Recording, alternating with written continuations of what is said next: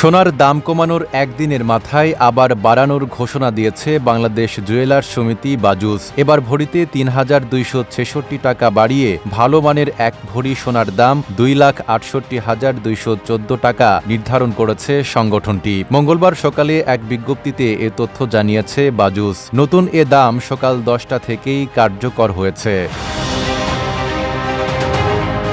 স্থানীয় বাজারে তেজাবি স্বর্ণের মূল্য বেড়েছে, ফলে সার্বিক পরিস্থিতি বিবেচনায় স্বর্ণের নতুন দাম নির্ধারণ করা হয়েছে বলে জানিয়েছে বাজুস। নতুন দাম অনুযায়ী দেশের বাজারে প্রতি ভরি ২২ ক্যারেটের সোনার দাম পড়বে ২,৬৮,২১৪ টাকা। শিয়া বাটার ও ভিটামিনে সমৃদ্ধ লিলি বিউটি সোপ, তারুণ্যময় উজ্জ্বল ত্বকের জন্য।